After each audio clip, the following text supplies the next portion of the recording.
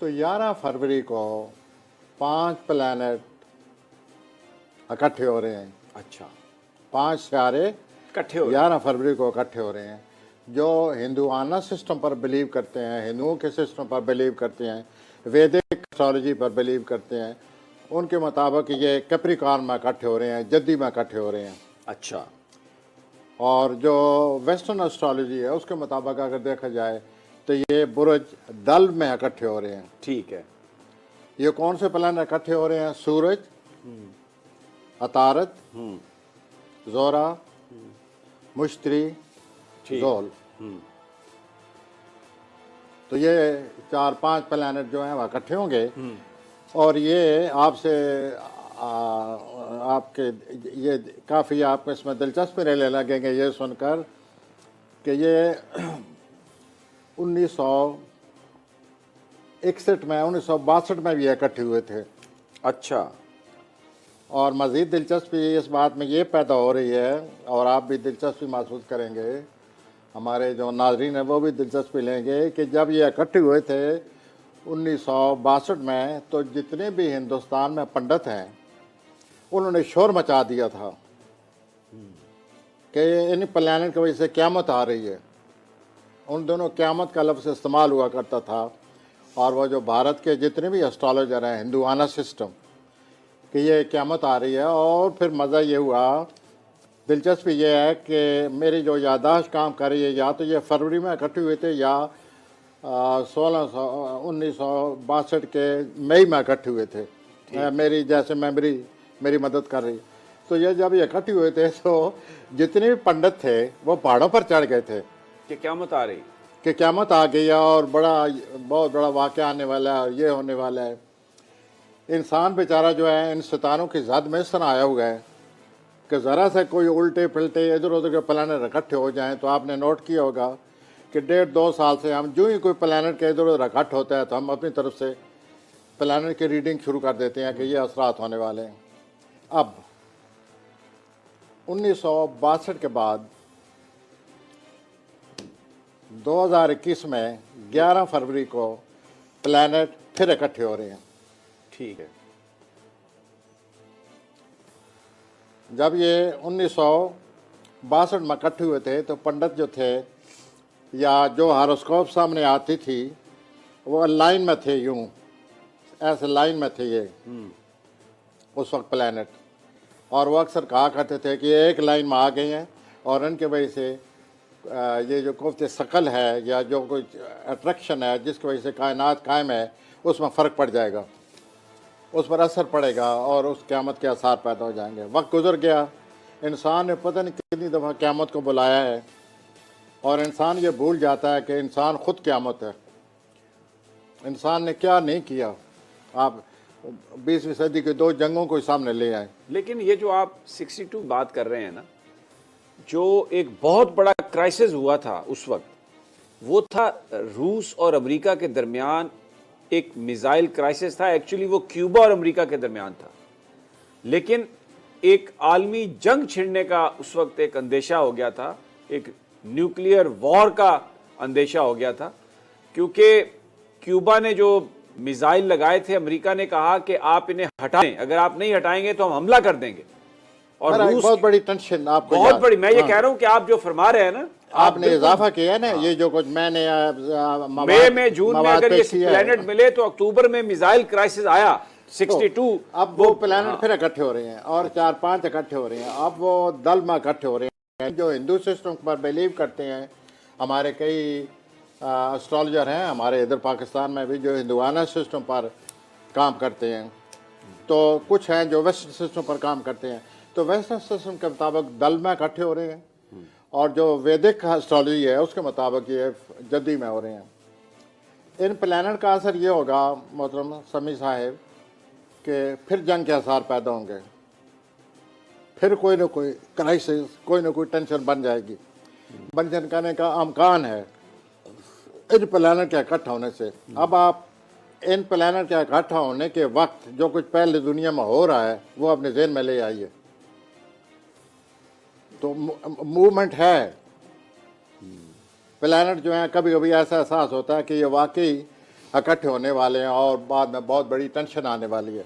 अब आप अपनी रीजनल पॉलिटिक्स, रीजनल सूरत हाल को देखें, दिन ब दिन कोई न कोई ऐसी खबर आती है जैसे यही अंदाज़ा होता है कि ये टेंशन बढ़ती जा रही है। बिल्कुल। तो हम अपना प्रोग्राम आज इन्हीं 5 प्लैनेट के इकट्ठा होने से कर रहे हैं बिल्कुल ठीक है कि इनके इकट्ठा होने से एक दफ़ा फिर टेंशन पैदा होगी। 11 फरवरी को इन्होंने इकट्ठे होना है। हम सबको दुआ करनी अच्छा, चाहिए कि अल्लाह जब ताला एक बात मैं और पूछता हूँ, जब ये इकट्ठे होंगे तो उसके बाद ये कितने अरसे तक उसी रास्ते पर चलते रहेंगे, इकट्ठे रहेंगे? इनमें दूरी फिर कब आएगी? क्या वो भी स्टडी किया आपने? नहीं, ये जो इकट्ठे होंगे उस दिन तो इकट्ठे हो जाएंगे। मुमकिन है 3-4 दिन ये इसी तरह इकट्ठे रहें। फिर जो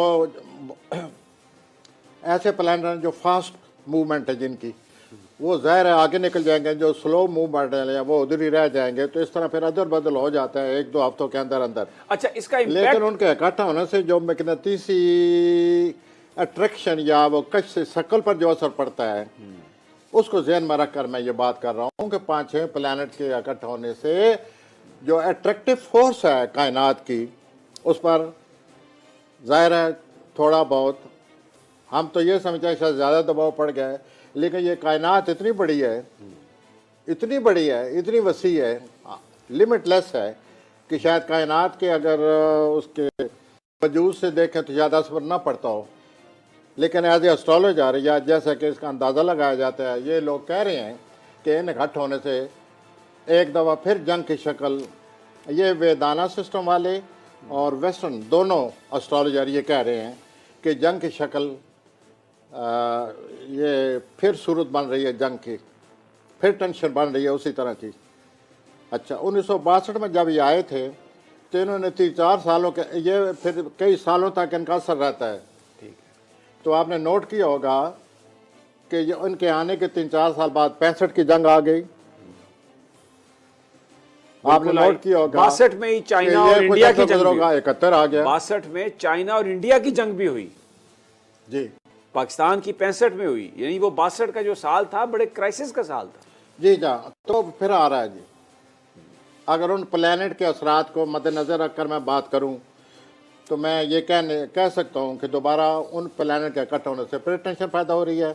और जो हमारी रीजनल इलाकाई तौर पर जो सूरत हाल बनी पड़ी है 1-2 साल से, और अक्सर बन जाती है, जंगी सूरत हाल बन जाती है। एक दफ़ा आपको याद होगा हमारे जनरल साहब मसनद पर बैठे हुए थे तो 3 साल इंडिया और पाकिस्तान की फोर्सेज एक दूसरे के सामने बैठी रही।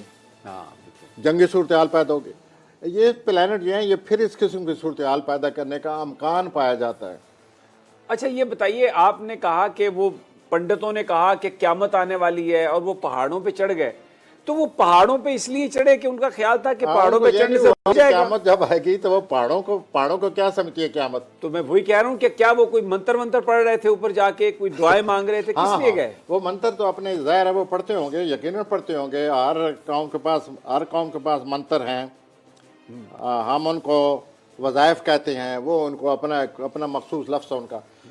तो अल्लाह को तो याद किया जाता है और अल्लाह को याद करना चाहिए जिसके हाथ में सब कुछ है। लेकिन ये जो सूरत हाल प्लैनेट की शक्ल में बन रही है, ये बहसीत एस्ट्रोलॉजर के अपनी कौम को खबरदार करने के लिए, जो कि हम यहाँ बैठे हैं, लोग तो ये समझते हैं कि हम मायूसी फैला रहे हैं, हालांकि हम खबरदार करते हैं कि ये वाक़या सामने आया हुआ है और इस वाक़े को इस तरह। एक चीज़ मैं क्लैरिफाई आपसे चाहता हूँ कि आप करें। अब ये प्लैनेट्स जो लग रहे हैं इनका इम्पैक्ट तो पूरी दुनिया पे है ना। तो जो सख्ती आने वाली है, जंग आने वाली होगी, वो दुनिया के किसी भी हिस्से में आ सकती है। हम ये नहीं कह सकते कि ये जो प्लैनेट है इसका इम्पैक्ट हमारे ऊपर होगा। अमेरिका की तरफ हो सकता है, यूरोप की तरफ हो सकता है, रशिया चाइना की तरफ हो सकता है। जी बिल्कुल, ये आप मैं इसी तरफ आ रहा हूँ कि ये ज़रूरी नहीं कि जो मैं रीजनल 2 दफ़ा बात कर गया हूँ कि इस इलाकाई इस पर असरात बरमरतब हों। ये भी हो सकता है कि दुनिया में, पूरी दुनिया में असरात मरतब हों। और असरात मरतब होने से जिस किस्म के हालात हमारे सामने आए पड़े हैं बैन-अक़वामी सूरत में, उससे आप खुद अंदाज़ा लगा सकते हैं कि इन प्लैनेट के आने से पहले एक ऐसी सूरत हाल बनी पड़ी है जिसे टेंस और बड़ी खिंचाव तनाव वाली सूरत हाल कहते हैं। तो एक तो ये वाक़या आ रहा है सर, और ये 11 फरवरी को आ रहा है। ठीक हो गया। उसके बाद जो हमारे इंडिया और पाकिस्तान के हालात हमारे सामने आए दिन आते रहते हैं, आए दिन खबरें आती रहती हैं, वो आपको हमारे जितने भी नाजरीन हैं उनको पता है कि दिन ब दिन सूरत हाल संगीन होती जा रही है। और इंडिया में जितना प्रेशर बढ़ेगा, इंडिया इस प्रेशर को दूर करने के लिए हर वक्त ख़तरा मौजूद है। तो ये चीज़ें अगर हम सामने रखें तो प्लानट ऐसे ही लगे हुए हैं, ऐसे लगे। और ख़ास तौर पर ये जो 22 दिसंबर को 2 प्लानट लगे हुए हैं, लग चुके हैं, जोल और मुश्तरी। इन दोनों के जो कंजंक्शन होता है, किरान होता है, इन किरान का भी असर यही होता है कि दुनिया में एक बहुत बड़ा वाक़या आता है, आने का अमकान पैदा हो जाता है। तो इन सब चीज़ों को सामने रखते हुए ऐसा लगता है कि अभी हम पूरी तरह खिंचाव तनाव से, बुरान से बाहर नहीं निकले। अभी दुनिया के मामलात ऐसे चल रहे हैं कि कुछ भी हो सकता है। अल्लाह में बचाए, अल्लाह में बचाए। अच्छा, अब ज़रा मेरा जो सवाल आपसे है, बख्तावर भुट्टो साहबा की शादी हो रही है, कल निकाह हो रहा है उनका जी। तो बख्तावर साहबा की जो उनकी आज ये फोन आपका 28-29 तारीख है। ये फोन मुझे दे दें आप, मुझे दे दें, मुझे 28-29 तारीख जी। इस तारीख को सूरज और मुश्तरी इकट्ठे हो रहे हैं। ठीक है। और सूरज और मुश्तरी के इकट्ठे होने से ये बहुत बड़ा खुशकिस्मत वक्त होता है। अच्छा, तो मोहतरमा बख्तावर की जो शादी हो रही है, ये एक नहायत ही अच्छे वक्त में वकूफ़ पज़ीर हो रही है और अच्छा वक्त है। सूरज और मुश्तरी इकट्ठे हो रहे हैं। अच्छा, और ये 29 तारीख की शाम तक इकट्ठे रहेंगे, कल तक। तो ये उनकी शादी का वक्त बहुत ही खुशकिस्मत है, मुबारक है हाँ शादी। जी, बहुत बहुत मुबारक। अच्छा, चलें आ जाएं, ज़रा थोड़ा सा सियासत पे भी आ जाएं, पॉलिटिक्स पे भी आ जाएं। अब आए आपके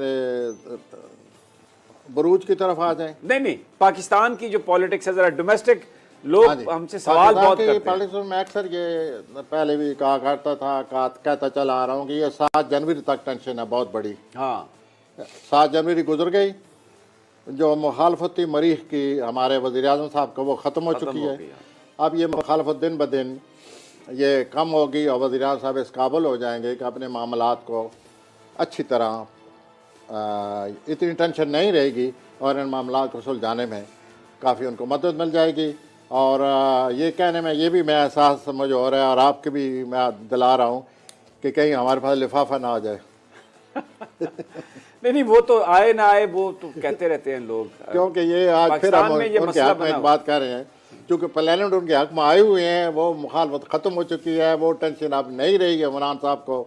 तो ज़ाहिर हमें कहना पड़ता है कि वो टेंशन से बाहर आ रहे हैं दिन ब दिन। लेकिन ये जो कुर्सी है जिस पर वो बैठे हुए हैं, उस कुर्सी का दूसरा नाम ही टेंशन है। वो तो फिर आती रहती है थोड़ी बहुत ही।